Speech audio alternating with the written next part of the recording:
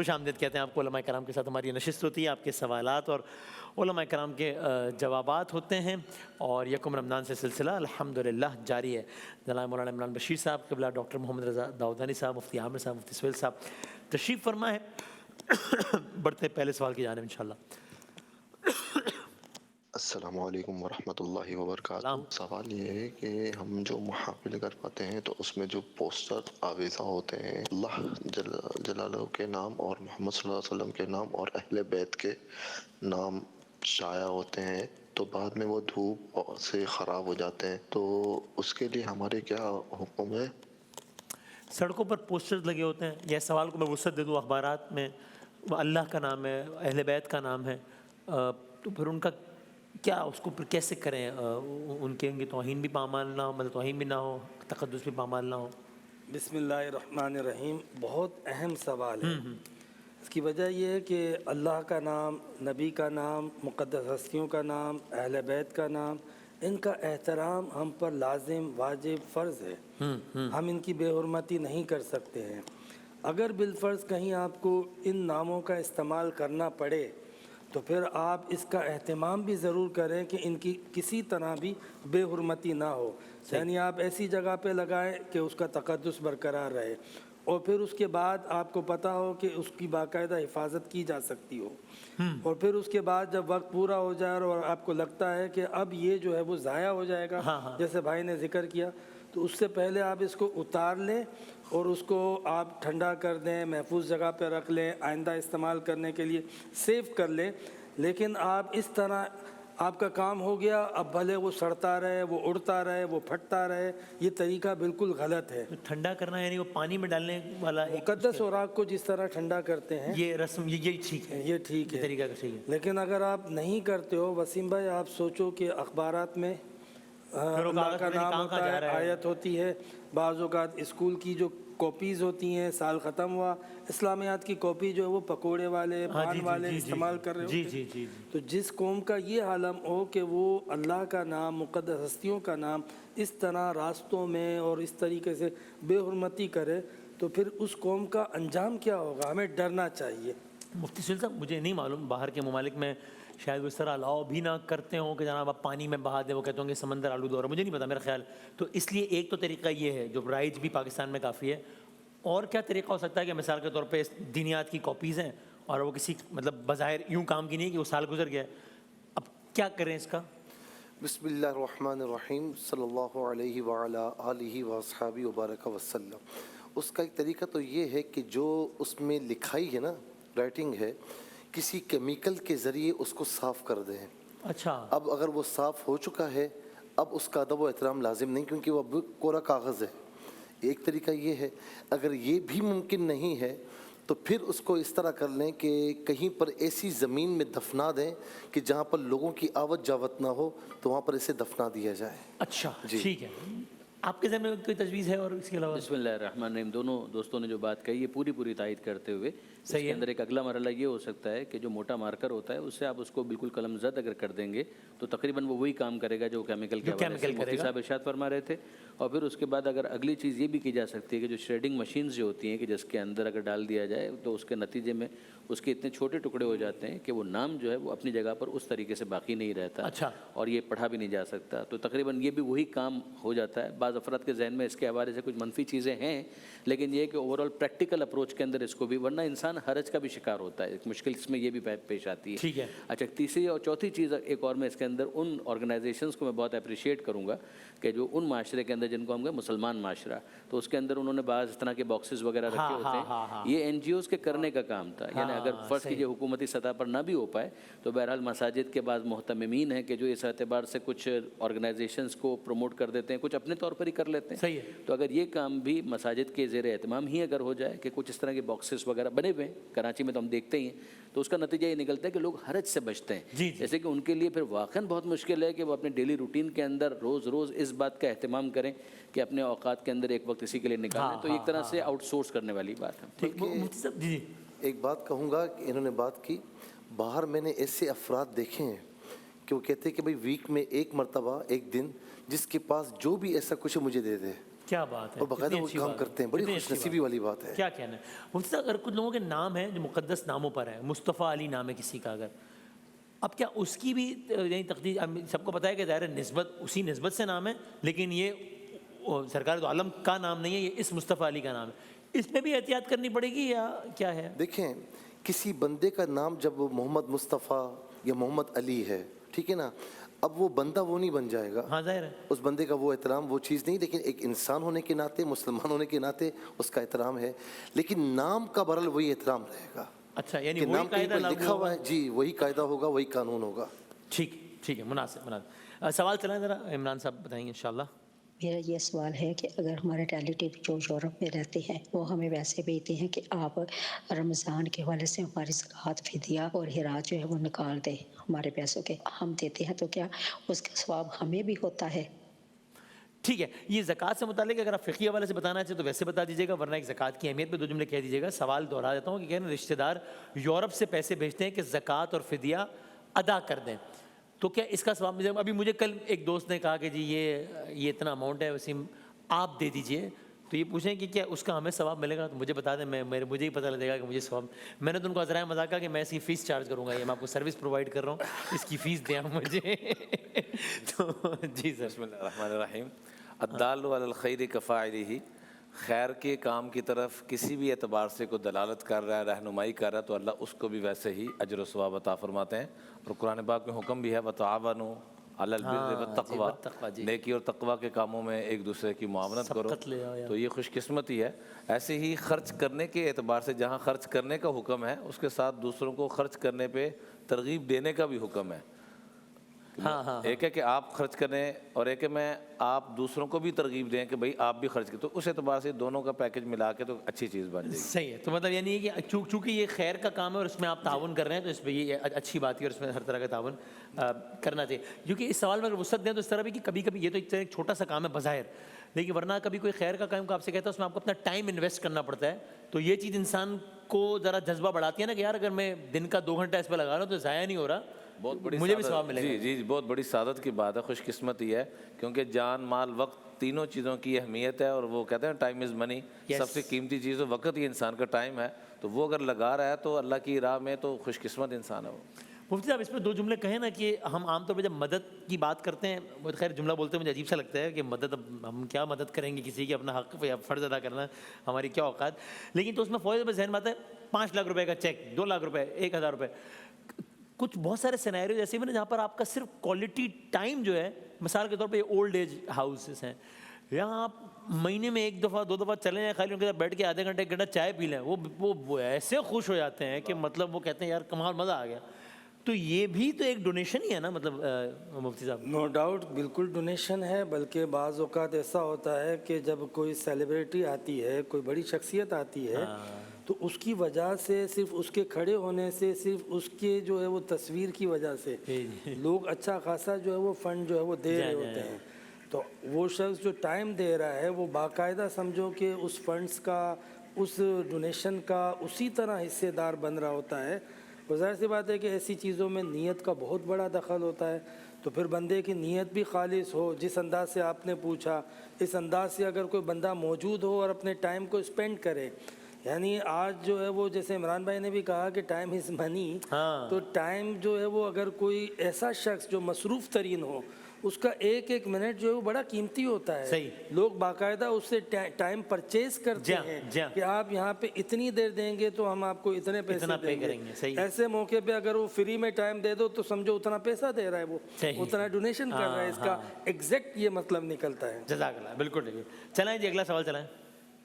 السلام علیکم. وعلیکم السلام. میرا علماء سے سوال ہے کہ اگر کسی نے آپ کا بہت دل دکھایا ہے بٹ ان کی ڈیتھ ہو گئی ہے، لیکن ان کی کچھ باتیں اور کچھ چیزیں ایسی تھیں کہ جو بہت تکلیف دیتی، آپ کا نہیں کر رہا دل معاف کرنے کا، بٹ سب کہہ رہے ہیں کہ معاف کر دو، چھوڑو، تو اس میں کیا کرنا چاہیے؟ مطلب میرا دل مطمئن نہیں ہے، مجھے نہیں ہو رہا معاف، تو میں کیا کروں؟ اچھا، یعنی میں اگر صحیح سمجھاؤں تو جن کا دل دکھایا وہ دنیا میں بھی نہیں ہے، پھر بھی طبیعت جانے مائل نہیں ہو رہی کہ میں اس کو معاف نہ کروں. آئی ڈونٹ نو، بڑا سخت معاملہ ہے. کیا کہیے گا اس میں؟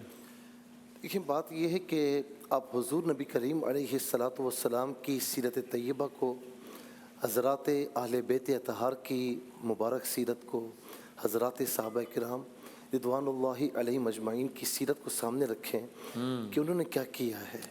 دیکھیں نا کتنا ظلم کہ جس کی وجہ سے مکہ مکرمہ کو چھوڑنا پڑا نبی علیہ السلام، اور آخر میں فرما رہے ہیں کہ مکہ میں تجھے کبھی نہ چھوڑتا، لیکن تیری قوم مجھے یہاں سے باہر نکال رہی ہے، مجبور کر رہی ہے۔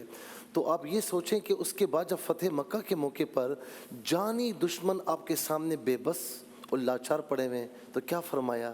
لا تثریب علیکم اليوم فاذهبوا انتم الطلقاء، کہ آج تم سے کوئی بدلہ نہیں لیا جائے گا، جاؤ تم سب کے سب آزاد ہو۔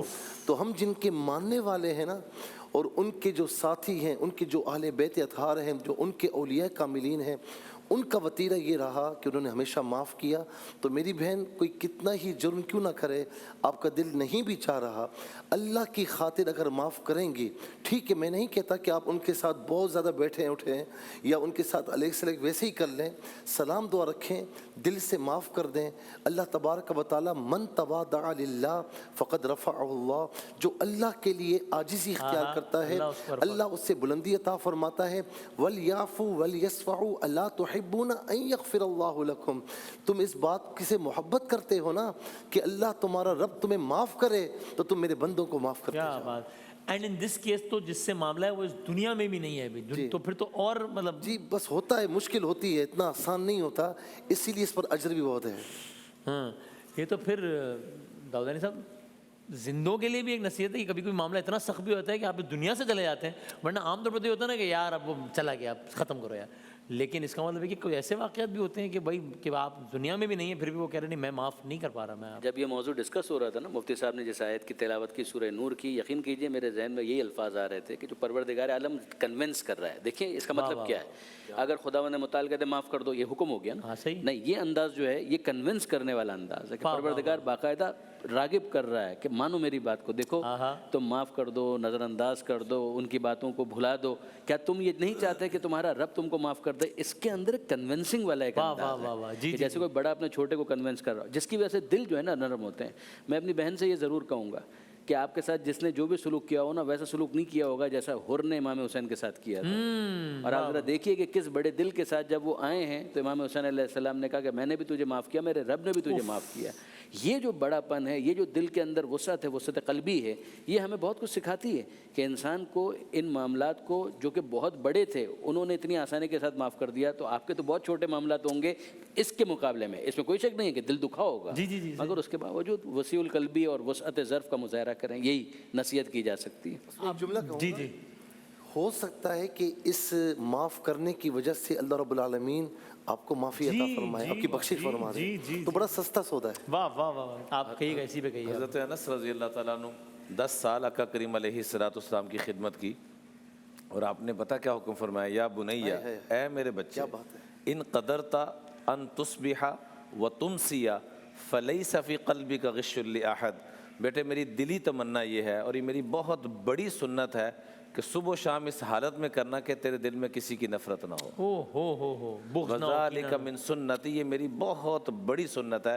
اور ایک اس کا ترجمہ یہ بھی کر سکتے ہیں کہ صبح و شام ایسے کرنا، اور ایک مطلب ہے کہ جوانی ہو یا بڑھاپا ہو، دونوں میں یہ کرنا کہ تیرے دل میں کسی کی نفرت نہ ہو۔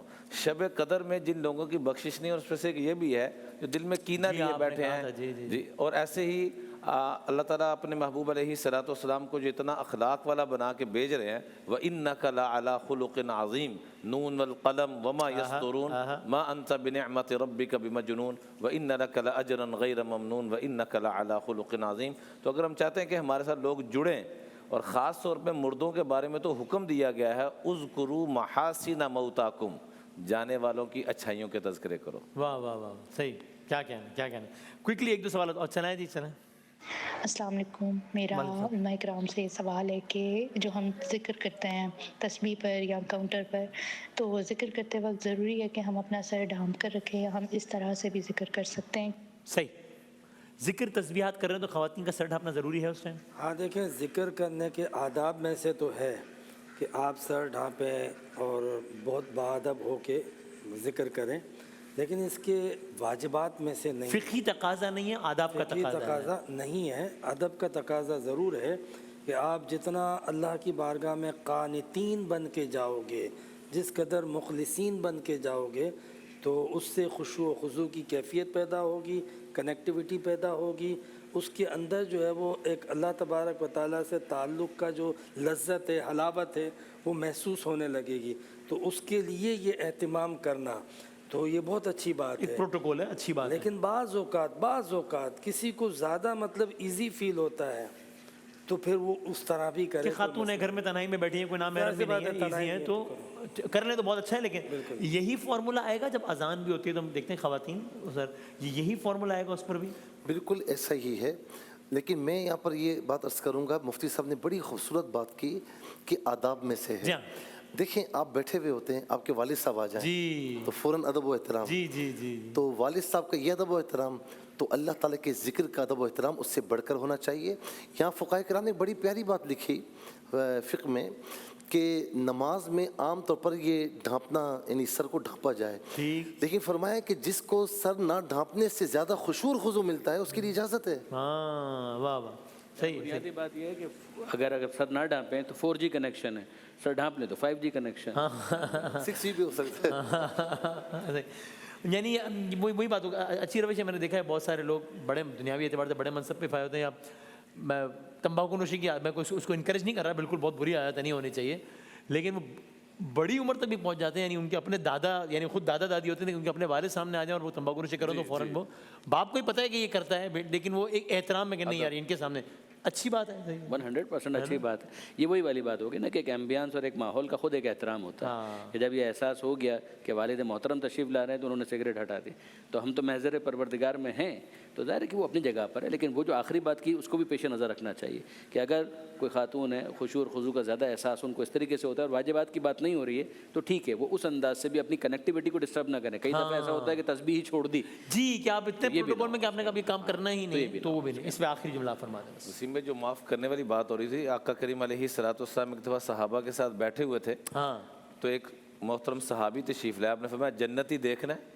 تو وقت تعلق علیہ بیدہ شمال، بائیں ہاتھ میں جوتا پکڑا ہوا اور داڑھی سے وضو کا پانی ٹپک رہا ہے، تو آپ نے فرمایا وہ جنتی آ گیا۔ سب صحابہ نے مڑ کے دیکھا، دوسرے دن، تیسرے دن، 3 دن یہ فرماتے رہے، تو ایک صحابی ان کے گھر چلے گئے تیسرے دن کے بعد، وہ ساری رات تہجد پڑھا کرتے تھے، ساری رات نوافل پڑھتے تھے۔ پوچھا آپ کون سا ایسا عمل کرتے؟ 3 دن وہاں رہے تو دیکھا وہ صرف تہجد کے وقت آخری پہر میں اٹھ رہے ہیں، کبھی 2 رکعت پڑھ رہے ہیں، کبھی وہ بھی نہیں۔ تو جب جانے لگے تو کہنے لگے بیٹا جس طرف آقا کریم علیہ الصلوۃ والسلام نے جو اشارہ فرمایا وہ یہ ہے کہ رات سونے سے پہلے میں سب کو معاف کر کے سوتا ہوں۔ واہ واہ واہ واہ، کیا بات۔ اور اسی سے ملتا جلتا آپ علیہ الصلوۃ والسلام نے فرمایا رات کو صدقہ کس نے کیا؟ تو ایک صحابی کہنے لگے یا رسول اللہ میں رات سونے لگا، میرے پاس اور تو کچھ نہ تھا، میں نے سب کو معاف کر دیا۔ آپ نے فرمایا ہاں ہوا ذا، یہی وہ عمل ہے کہ میں دیکھ رہا ہوں کہ ہزاروں فرشتے آ رہے ہیں تیرا اجر لے کے جا رہے ہیں، ہزاروں آ رہے ہیں پھر لے کے جا رہے ہیں، تو معاف جو کرے گا اللہ اس کو معاف کرے گا۔ اسی بھائی 10 سیکنڈ ہے۔ جی جی جی، آپ نے ایک بات کی نا کہ کوئی اسموکنگ کر رہا ہے یا تمباکو نوشی اس کا بڑا آ جائے، تو میں اس کی حوصلہ افزائی نہیں کر رہا، لیکن میں کہتا ہوں کہ بڑے کو بھی چاہیے کہ وہ اگنور کرے کہ میں نے دیکھا ہی نہیں ہے، تاکہ اس کی شرم و حیا برقرار رہے، اور عین ممکن ہے کہ وہ چھوڑ دے گا۔ ہاں صحیح، بالکل صحیح بات، بہت عمدہ، صحیح۔ مجھے یہ بس بات سے سمجھ میں آتا ہے کہ کچھ چیزوں میں انسان کو کچھ سرٹن پروٹوکولز رکھنے چاہیے، کیونکہ یہ بات ورنہ کیونکہ میں نے آن دا کنٹری کچھ مثالیں ایسی بھی ہیں کہ وہ کہتے ہیں یار پیتا ہوں، ان کو ہی پتہ ہے پیتا ہوں تو پیتا ہوں یار، تو پھر یہ بات بڑھتے بڑھتے کبھی کبھی وہاں بھی جاتی ہے کہ اب میں کیسے وہ نقل کفر نواشا کہ بھائی ایسی ایگزامپل دی میں نے خود اپنے کانوں سے سنی ہے کہ وہ کچھ اور مشروب پینے کی بات کر رہے ہوتے ہیں اور وہ کہتے ہیں کہ بھائی جب میں لوگوں سے نہیں ڈرتا ان کے سامنے پیتا ہوں تو پھر میں کسی سے بھی نہیں ڈرتا جاؤں۔ یہ میں نے خود سنا ہے اپنے، جب بندہ جرأت کرتا ہے تو پھر بات اس طرح پتہ نہیں کہاں تک چلی جاتی ہے۔ پھر اللہ تعالیٰ محفوظ رکھے انشاءاللہ۔ بریک کے بعد اگلے سیگمنٹ میں حاضر ہوتے ہیں انشاءاللہ۔